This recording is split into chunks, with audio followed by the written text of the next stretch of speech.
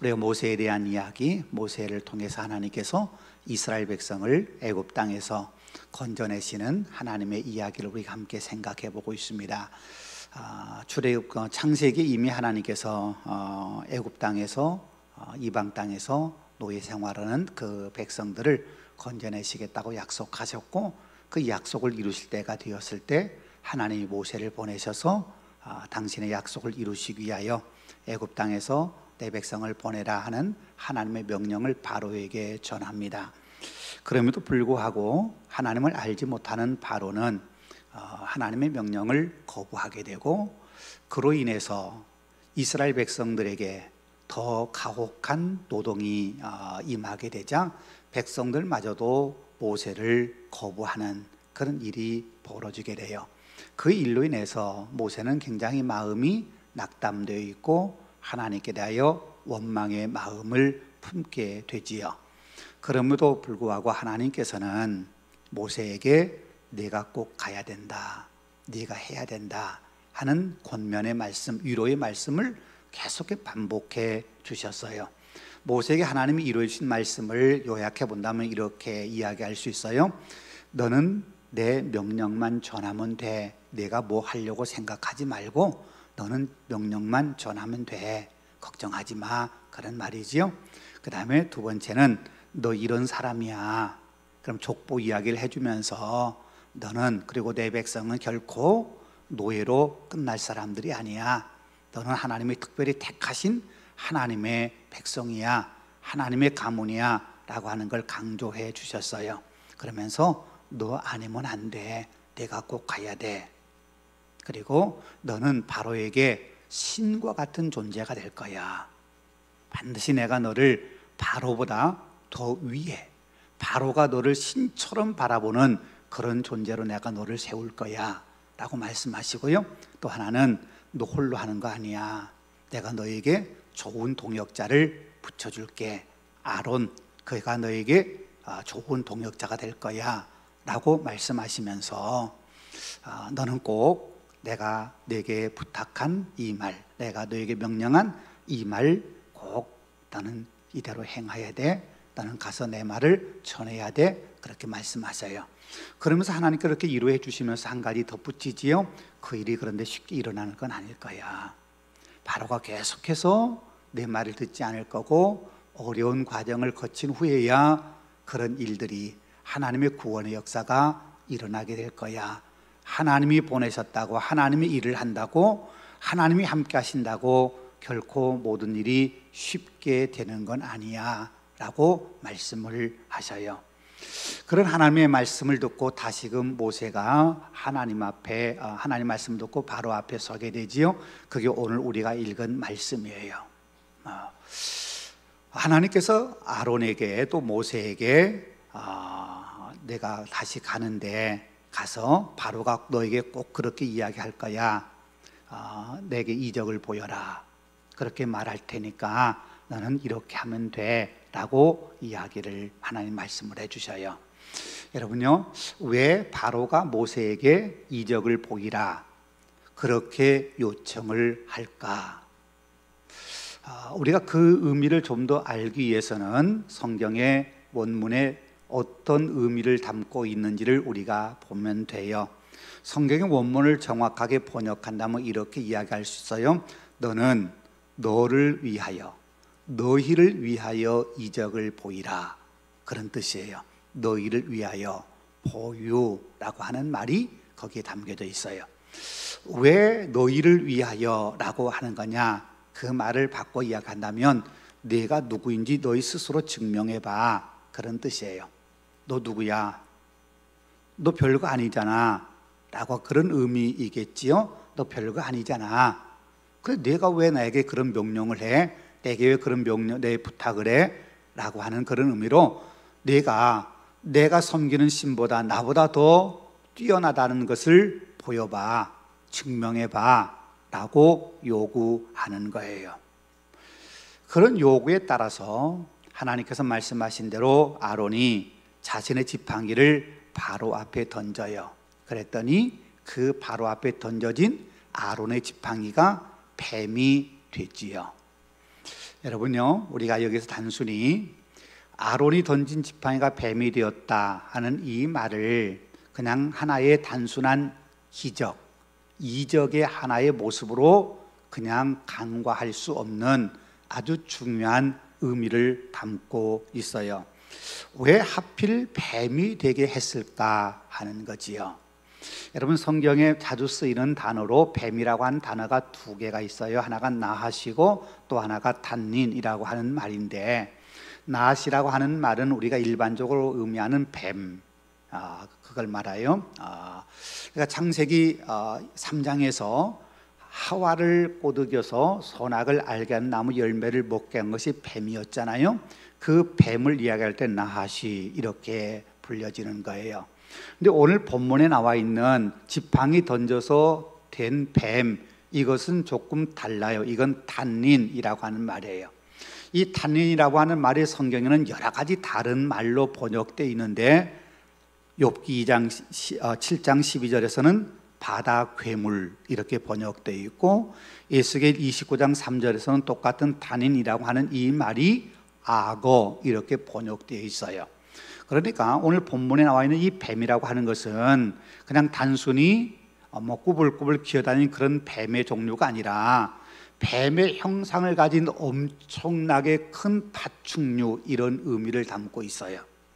물론 바로 앞에서 지팡이가 변하여 된 뱀이 그냥 꾸불꾸불 다니는 뱀일 수 있어요. 그런데 성경 기자가 증거해주고 있는 뱀의 모습은 그런 일반적인 뱀, 이 정도의 수준이 훨씬 넘는 거대한 뱀이라는 거예요. 그게 나중에 보면은 이제 바로가 자신의 나라에 있는 현인들과 마술사들을 불러서 그런 똑같은 뱀을 만들잖아요. 뱀을 만들 때 아론의 지팡이로 된 뱀이 그 나머지 모든 뱀들을 잡아먹어 버려요. 그만큼 거대하다는 거예요. 큰 거라는 거예요. 근데 중요한 건 단순히 그냥 크다, 거대한 뱀이다, 이런 의미로 본문 이 말씀이 쓰여진 것이 아니라, 성경에 나타나는 이 탄인이라고 하는 이 말은 거의 모두가 다 하나님의 대적자를 가리킬 때 쓰이는 단어라는 거예요. 하나님의 대적으로서 바다 괴물, 악어, 뱀, 이런 것들이 쓰여질 때 이 단어를 쓰고 있는 거예요.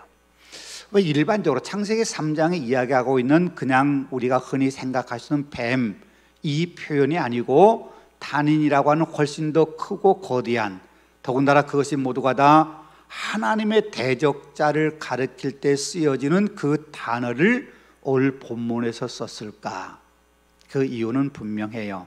하나는 뭐냐면 바로가 하나님의 대적자라는 거예요. 바로가 하나님의 대적자고, 더 나가서 바로의 뒤에, 바로의 배후에는 하나님의 대적자가 바로를 작동하고 있다 하는 걸 암시해 주기 위해서예요. 바로의 새 뒤에 악의 세력, 마귀의 세력이 바로의 뒤에서 하나님이 하실 일을 방해하고 하나님이 하실 일에 거부하면서 하나님의 뜻이 이루어지지 않도록 온갖 방법을 동원해서 하나님의 뜻하심을 이루어갈 수 없도록 막는 그런 악한 세력이 있다는 거예요. 배후 세력이. 그걸 암시하기 위해서 그냥 뱀이라고 하는 단어를 쓰지 않고 악어, 거대한 그런 파충류라고 하는 그런 의미, 그런 이미지가 떠오르는 뱀이라고 하는 단어를 그런 단어로 쓰고 있는 거예요. 여러분요, 우리가 잘 아는 것처럼 9개의 재앙이 계속 반복될 동안 바로는 끊임없이 그 마음이 완악해져서 힘들 때에는 하나님의 말씀을 순종해 듣는 것처럼 하다가 어느 순간에가 마음이 확 바뀌어서 자기가 한 약속도 깨트리고 다시금 이스라엘 백성을 보내겠다고 하면서 하놓고는 보내지 않고, 이 말을 몇 번이나 계속해서 번복하잖아요. 여러분요, 이건 한 나라의 왕으로서 결코 해서는 안 되는 말이에요. 한 나라가, 한 군주가 자기 나라의 어떤 신용을 지키기 위해서는 왕이 한 약속은 반드시 지켜야 돼요. 그게 고대나 현대나 지도자로서의 굉장히 중요한 덕목이에요.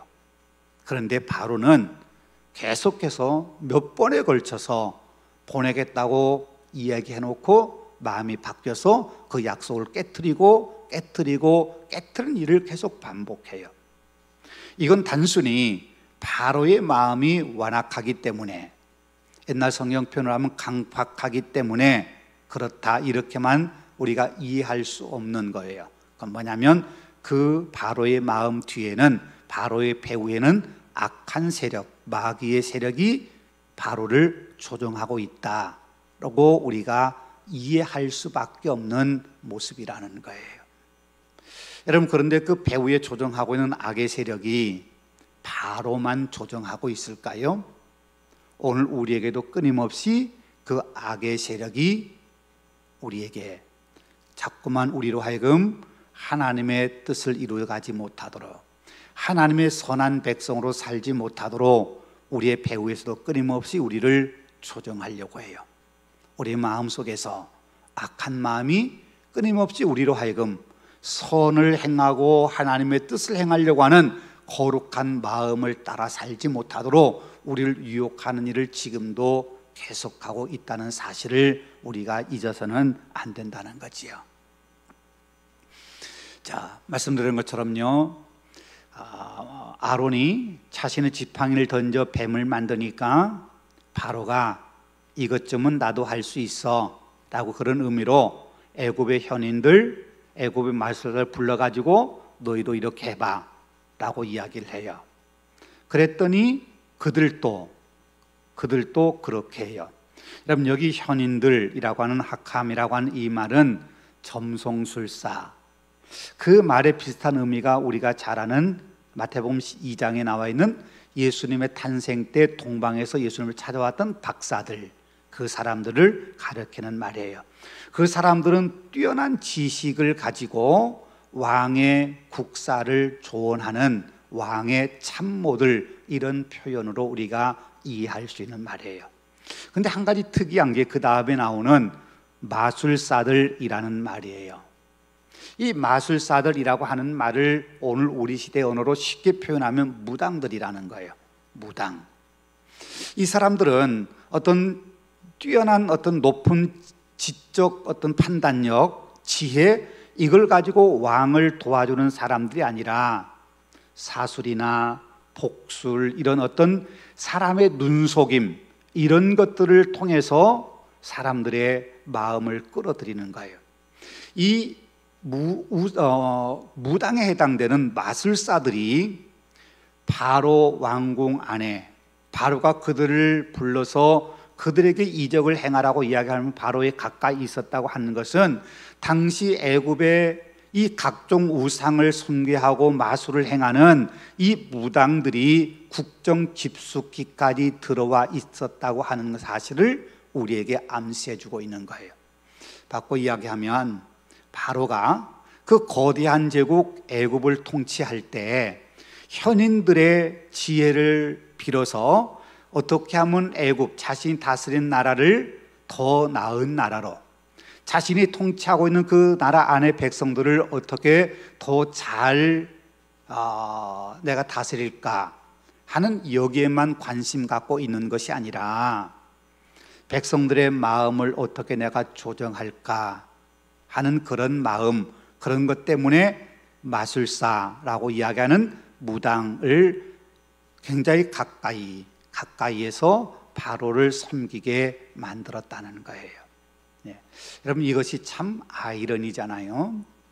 어떻게 보면 바로나 애굽의 왕궁에 있는 사람들은 최고의 지식층, 최고의 권력자들이잖아요.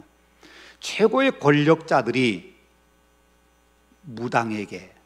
무당에게 자신의 나라의 조언을 구하고 자신 나라의 운명을 그들에게 맡긴다, 그들의 조언을 듣고 결정을 한다, 이건 참 우스운 얘기잖아요.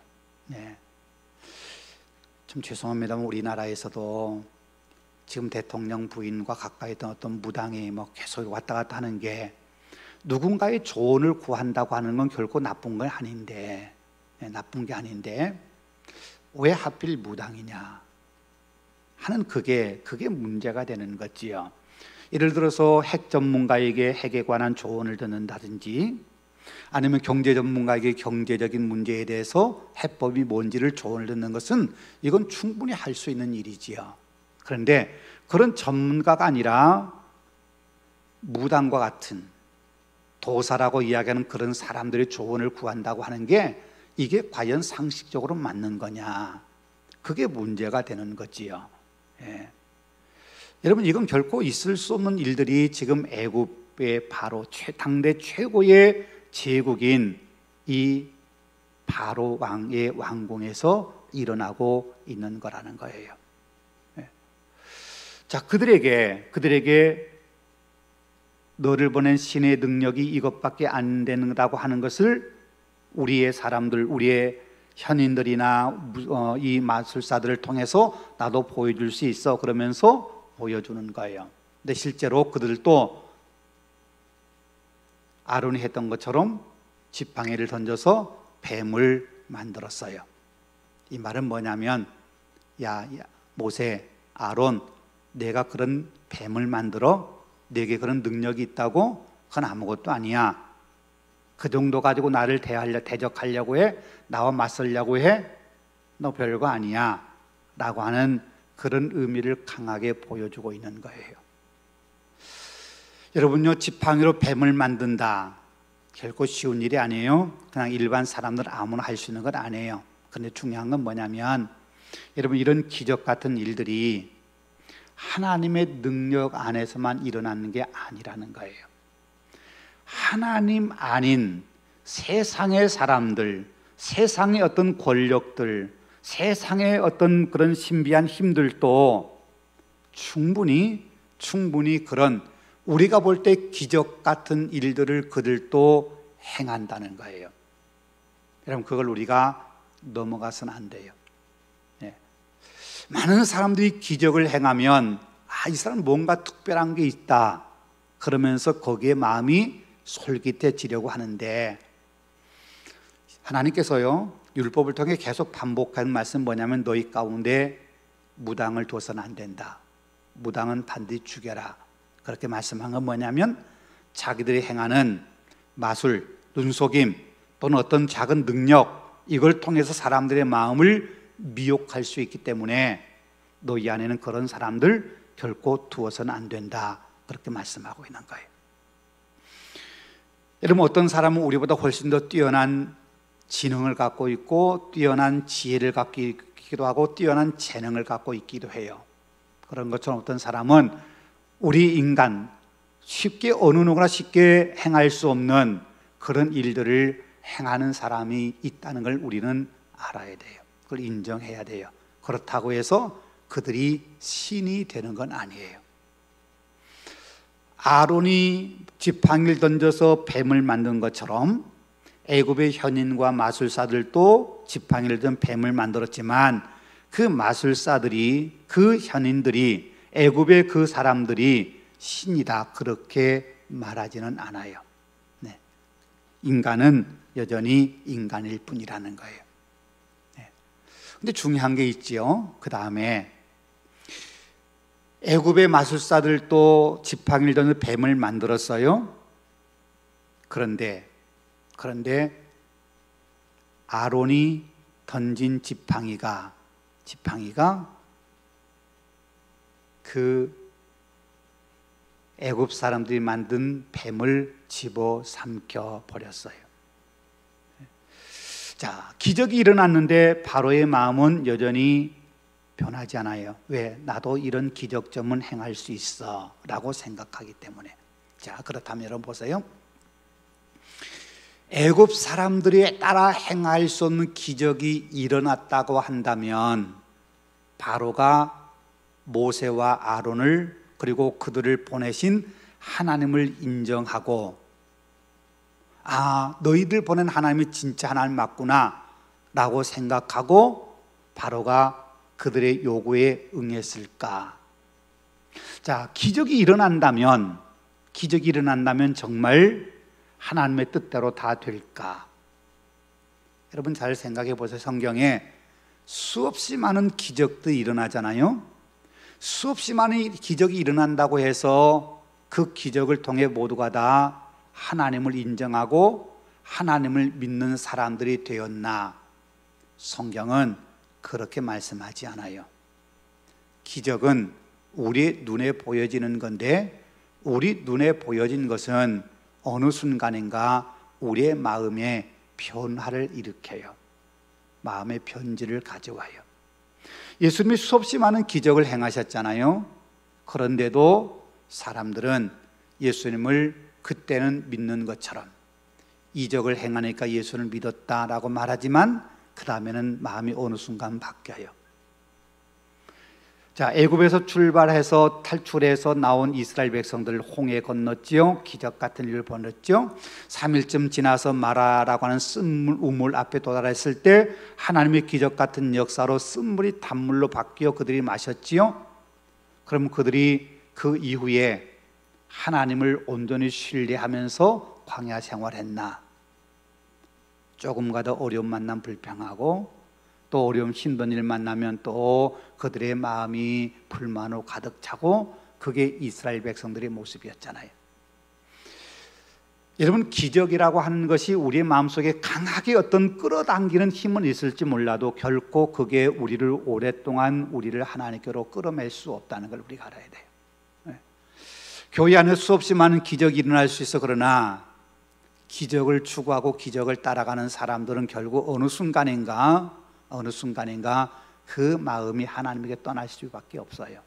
그걸 우리가 알아요. 그래서 기적이 중요한 것이 아니라 그 기적 가운데 역사하시는 하나님의 손길을 보는 게 중요한데, 하나님의 역사와 하나님의 임재와 하나님의 존재를 인정하는 게 중요한데, 우리 인간은 그 내면 속에서, 그 깊이에서, 그 배후에서 역사하시는 하나님을 보기보다는 눈에 보이는 기적에 눈이 돌아가서 하나님을 보지 못하고, 그러니까 얼마 지나지 않아서 결국 기적을 체험하고 기적을 보았음에도 불구하고 그들의 마음이 쉽게 변해버리는 거예요.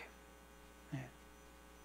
여러분, 그래서 우리가 기적을 그렇게, 성경 수없이 많은 기적이 언급되고 있음에도 불구하고 오늘 우리 시대에 기적을 그렇게 많이 강조하지 않는 이유가, 성경에 수없이 많은 기적이 있음에도 불구하고 그 기적이 결코 영원할 수 없다고 하는 걸 우리가 성경을 통해 배웠기 때문이라고 하는 걸 우리가 알아야 돼요. 그리고 한 번의 기적을 체험하고 나면 더 큰 걸 원하게 해요. 더 자극적인 걸 원하게. 그게 우리 인간의 본성이잖아요. 작은 기적을 체험하라고 하면 그 다음에는 더 크고 더 놀라고 신비한 뭔가가 일어나야 그 다음에 마음이 끌려지는 거예요. 마치 쾌락을 추구할 때 우리 인간의 마음이 느꼈던 그런 감정과 동일한 거예요.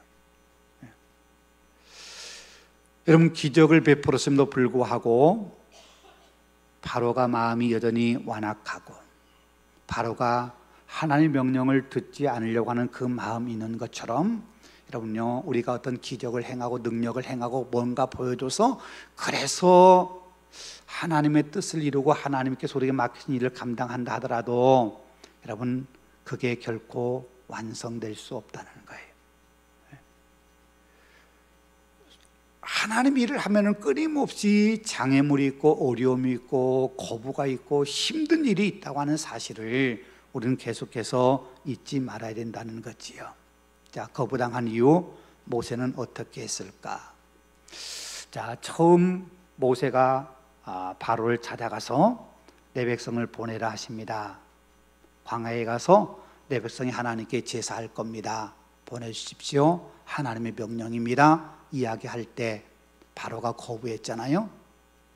그로 인해서 앞에 말씀드린 것처럼 오히려 이스라엘 백성들에게 더 무거운 노동이 가해지고, 그래서 이스라엘 백성들이 원망하고 불평하니까 하나님께 모세가 와서 뭐라고 그래? 하나님, 왜 나 보내셨습니까? 이렇게 안 될 일 가지고 왜 나를 보내셨습니까? 하고 하나님께 원망하잖아요. 하나님께 실망했다고. 그게 출애굽기 5장에 기록되어 있는 말씀이에요. 자, 한번 거부당했어요. 거부당한 그 어떻게 보면 트라우마 같은 그 일이 모세에게는 이건 굉장한 거였어요. 안 가려고 끝까지 버티는데 하나님이 가라 하시더니 가서 말씀대로 했는데도 일이 안 풀려지니까 모세가 너무나도 크게 실망해서 낙담해서 하나님 왜 나 보내셨습니까? 라고 하나님께 하소연을 해요. 네, 보세요 여러분, 오늘 본문에서 똑같이 바로가 하나님의 명령을 전달한 모세 아론의 말을 거부해요. 완악한 마음을 가지고 하나님의 명령을 거부해요. 그런데 모세는 오늘 본문에서는 실망했다. 하나님 앞에 가서 따졌다. 왜 나를 다시 보내느냐고 원망했다. 그런 말이 하나도 기록되지 않았어요. 이 말은 무슨 말이냐면 이제야 비로소 모세가 하나님이 하신 말씀을 깨달은 거예요. 바로가 결코 쉽게 보내지 않을 거야. 마음이 완악해서 여러 가지 징벌을 받고 난 다음에 그때야 보낼 거야 하는 그 말씀의 의미를 그때야 이제야 모세가 깨달은 거예요. 아, 쉽게 되는 일이 아니구나 라고 말이에요. 모세는 앞으로도 계속해서 최소한 9번은 또다시 실패를 경험해요. 이적을 행하고 그래도 바로가 거부하고, 바로가 보낼 것 같이 약속해놓고 뒤돌아서면 다시금 약속을 어기고 다시 안 보내고, 그런 실패, 될 것 같이 되다가도 안 되고, 백성들이 나갈 수 있도록 바로가 허락할 것 같다가도 어느 순간에가 마음을 뒤집고, 이런 일들이 최소한 9번은 다시 반복해 경험되는 거예요. 그런데 그 9번 반복되는 기간 동안 모세가 보인 태도가 뭐냐? 한 번도 하나님 왜 또입니까? 왜 또 안 됩니까? 왜 바로가 보낸다고 해놓고 안 보냅니까? 그렇게 하나님 앞에 항의하거나 하나님을 원망하지 않아요. 이제 그게 당연하다고 생각해요.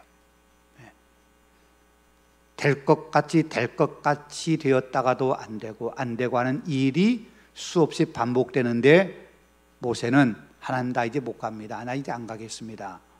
왜 이렇게 자꾸만 안 되는 겁니까? 라고 모세는 더 이상 하나님 앞에 원망하지 않아요. 이거 무슨 얘기냐면요, 모세가 드디어 하나님이 하신 말씀을 깨닫고 하나님의 일을 해나가는 방법을 알았다는 거예요. 여러분, 신앙은 실패를 경험하지 않는 신앙은 하나도 없어요. 우리 인간은 연약하기 때문에 다 실수하고 실패해요. 그러나 그 실수하고 실패를 통해서 우리의 신앙이 성장해 가는 거예요. 여러분, 하나님께서 아브라함을 하란에 있을 때 내가 내게 지시할 땅으로 가라 라고 말씀하셔서 가나안 땅으로 들어오잖아요. 가나안 땅에 들어온 이후에 아브라함이 가는 곳마다 제단을 쌓고 하나님을 잘 섬기는 것 같았는데 어느 순간 아브라함도 실수를 해요. 흉년 들어서 애굽에 내려갔을 때 자기 아내가 예쁘다는 것 때문에 바로가 자기를 죽일지, 사람들이 나를 죽일지 모른다는 생각에 자기 아내를 아내라고 부르지 않고 누이라 하라고, 그러면서 너로 인하여 내 생명이 지켜질 거다, 내가 어떻게 하느냐에 따라서 내 생명이 네 손에 달려 있으니까 너 잘해야 돼, 그렇게 말하는 거예요. 우리의 생명이 와이프의 손에 있습니까? 하나님의 손에 있습니까? 남자들 대답해 보세요. 와이프 손에 있어요? 하나님 손에 있어요? 여전히 두려우시군요. 하나님의 손에 있어요. 아무리 우리를 해하려고 해도 하나님이 보호하시면 아무도 우리를 해할 수 없어요. 근데 아브라함은 자신의 생명이 사례가 어떻게 말하냐에 따라서 자신이 죽을 수도 있고 살 수 있다고 생각한 거예요. 그래서 자신의 아내를 바로가 데려가는데도 아무 말 하지 못하고 그냥 보내줘요. 끊임없이 계속해서 아브라함이 실수해요. 연것뿐만이 실수해요. 그런데 하나님은 아브라함을 단 한 번도 책망하지 않으셨어요. 우리가 잘 아는 것처럼 하갈과 사이에서 이스마엘을 낳은 큰 잘못을 저질렀을 때에도 하나님께서는 아브라함을 책망하지 않으셔요. 그리고 기다리셔요. 왜? 그게 연약한 인간 아브라함임을 아시기 때문에. 믿음의 조상인 아브라함도 그렇게 하나님이 말씀하신 명령에 따라서 하란에서 모든 걸 다 내려놓고 하나님 말씀만을 의지해 가나안 땅에 왔던 아브라함도 연약하여 실수할 수밖에 없는 존재라고 하는 걸 하나님이 아시기 때문에. 여러분, 우리라고 다르지 않아요. 우리도 실수해요, 실패해요. 근데 중요한 건 뭐냐면 우리가 실수했다고 실패했다고 낙심하여 넘어지고 그 자리에서 우리가 꼬꾸라져 있는 상태로 우리가 그 자리에 그냥 죽어 있는 상태로 있으면 안 된다는 거예요. 여러분, 우리가 잘 아는 것처럼 베드로와 가룟유다의 차이 알잖아요. 둘 다 자신의 한 일이 잘못됐다는 걸 알았어요. 가룟유다도 자신의 스승 예수님을 팔아먹는 것이 얼마나 큰 잘못이었는지 알았어요. 베드로도 예수님이 재판받을 때 여종이 너도 예수와 함께 있던 사람 아니냐고, 갈릴 사람 아니냐고 그렇게 물을 때 나 예수 모른다고, 나 그를 나상 연관 짓지 말라고 예수님을 부인했지요. 그거 잘못했어요. 그런데 둘의 차이는 잘못하고 난 이후에 자신의 잘못을 깨달았을 때 다시금 일어서느냐, 다시금 새 길을 갈 수 있는 용기를 갖느냐, 이게 중요한 거예요. 가룟유다는 그대로 가서 목매어 죽었고 베드로는 나가서 통곡하며 자신의 잘못을 회개하고 울었어요. 그래서 베드로는 위대한 사도로 다시금 쓰임받는 거예요. 여러분, 실패가 중요한 게 아니라요, 다시 일어서지 않는다는 게 그게 더 중요한 문제예요. 이런 말이 있어요. 성공하지 못한 이유는 실패했기 때문이 아니라 포기했기 때문이다. 실수는 누구나 해요. 실패 누구나 경험해요. 그러나 다시 한번 도전해보는 일어서는 용기가 없이 그냥 그 자리에서 포기해버리면 그게 결국 성공하지 못한 이유가 되는 거고, 다시 한번 일어서서 다시 한번 뛰어가겠다고 다짐한다면 언젠가 반드시 이루어지는 거예요. 우리 잘 아는 얘기 있잖아요. 아프리카의 어떤 원주민들은 비가 오지 않을 때요, 기우제를 지내면 꼭 비가 온답니다. 이유는 뭐라고요? 비가 올 때까지 기우제를 지내니까. 올 때까지 지내니까. 그게 한 달이든 석 달이든 1년이든 올 때까지 지내니까 결국 비가 와요. 포기하지 않고 끝까지 가는 거예요. 여러분, 우리가 주일 예배 때 되면 항상 우리 자신을 돌아보며 참회 기도를 드리잖아요. 우리 자신 돌아보면 참 부끄러운 건 많고 참 허물 많은 우리들인데, 그 자리에서 우리가 이렇게 참 못난 우리인데 하고 우리 스스로 포기해버리면 우리 하나님의 백성으로 살 수 없지요. 그런데 못난 우리지만 그래도 하나님이 용납하시고 우리를 사랑해 주시니까, 우리 손을 다시 붙잡고 이렇게 세워주시니까 하나님 손 붙잡고 다시 한번 가리라 하고 일어설 때 우리는 믿음이 성장해가고 하나님이 원하시는 목적지까지 끝까지 달려갈 수 있게 되는 거예요. 여러분, 모세가 바로가 거부했다고 마음이 완악해서 하나님 말씀 거부했다고 한두 번 하고 끝내버렸다면 어쩌면 이스라엘 백성은 지금까지도 애굽 땅에서 노예였을지 몰라요. 그런데 하나님께서 보내시면 모세는 또 가고, 실패하고 나서 돌아와서 하나님이 또 가라고 하고 이걸 행하라고 하면 또 가서 그렇게 하나님 말씀대로 하고, 그렇게 계속 반복해 하니까 결국 바로가 두 손 들고 마치 뒤에서 뒷발로 치면서 나가라고 쫓아내는 것처럼 쫓아내서 이스라엘 백성이 애굽 땅에서 나올 수 있게 되는, 하나님의 뜻이 이루어지는 역사가 그래서 이루어지게 되는 거지요. 여러분 보세요.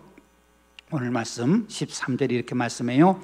그러나 바로의 마음이 완악하여 그들의 말을 듣지 아니하니 여호와의 말씀과 같더라. 그러나 바로의 마음이 완악하여. 자, 이 말을요 모세에게 그렇게 똑같이 적용해 보십시다. 하나님께서 모세를 보내고 아론을 보내서 지팡이를 던져서 뱀을 만들어라. 그래서 실제로 가서 그렇게 했어요. 했는데 그러나 바로가 하나님의 말씀을 듣지 않았어요. 자, 모세에게도 그러나라고 하는 말이 적용될 수 있는 상황이에요. 자, 바로도 자기의 수하에 있던 현인들과 마술사들을 불러서 지팡이 던져 뱀을 만들었어요. 근데 뱀이 다 잡혀먹어 버렸어요. 삼켜졌어요. 삼켜졌다고 하는 말은, 그 말은 이제 애굽이 하나님의 손에 이제는 더 이상 어떤 힘을 쓸 수 없는 상태가 된다, 그걸 이야기하고 있는 거거든요. 그럼에도 모세는 자신이 졌다고 하는 걸 알면도 불구하고 자신의 약함, 자신의 패배를 인정하지 않아요. 오히려 마음이 완악해졌어요. 그러나 모세는 하나님 말씀대로 했지만 안 됐어요. 그러나 모세는 낙담하지 않았어요. 바로 자신이 원하는 대로 안 됐어요. 그러나 그는 자신의 실패를 인정하지 않고 마음이 더 완악해졌어요. 여러분요, 우리의 상황에 그러나라고 하는 이 상황이 우리에게 참 많이 있을 거예요. 우리가 하나님 말씀대로 살겠다고 다짐하고 믿음을 따라 살겠다고 다짐하고 우리의 삶의 현장에 나가서 믿음으로 살려 하지만 그러나 잘 안 돼요. 하나님의 약속 붙잡고 우리가 기도한다고 하지만 그러나 기도 응답이 빨리 이루어지지 않을 때가 많아요. 그럴 때 우리는 어떤가? 바로처럼 마음이 완악해지는가? 아니면 모세처럼 낙담하지 않고 다시 도전하고 여러분, 첫 번째 말씀드린 것처럼 첫 번째, 모세가 이스라엘 백성과 바로로부터 거부당했을 때 모세의 마음은 큰 실망감이 가득했어요. 그래서 하나님, 왜 나를 보내셨습니까? 라고 하나님께 하소연했어요. 그런데 오늘 본문의 두 번째 실패했을 때, 바로가 거부했을 때 모세가 또 그 마음에 하나님 왜 나 보내셨습니까? 하고 불평하는 마음이 그 속에 있었을까? 앞에 말씀드린 것처럼 모세가 하나님 말씀하신 대로구나, 역시 하나님 말씀하신 대로 모세가 바로가 마음이 완악해졌구나, 쉽게 안 되는 거구나 하는 걸 알았다면 모세의 마음은 결코 두려워하지도 또는 초조하지도 불만스러운 마음도 없었을 거예요. 오히려 편안했을 거예요. 왜? 하나님 말씀하신 대로 되어가고 있으니까. 비록 실패했지만, 비록 바로가 자신의 말을 들어주지 않았고 하나님의 말씀에도 마음이 오히려 완악해져서 하나님의 말씀을 듣지 않았지만, 그럼에도 모세의 마음은 평안했을 거예요. 왜요? 하나님의 뜻대로 되어가고 있어. 하나님 말씀하신 대로 되어가고 있으니까.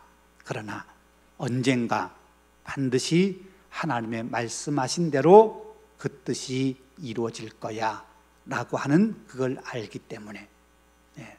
여러분, 그래요. 둘 다 똑같은 상황이에요. 자신의 원하는 대로 안 됐어요. 그러나 결과는 달라졌어요.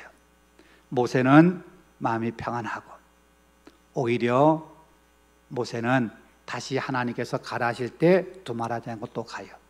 그런데 바로는 마음이 완악해져요. 그래서 계속해서 하나님의 징벌을 받아요. 재앙을 만날 수밖에 없어요.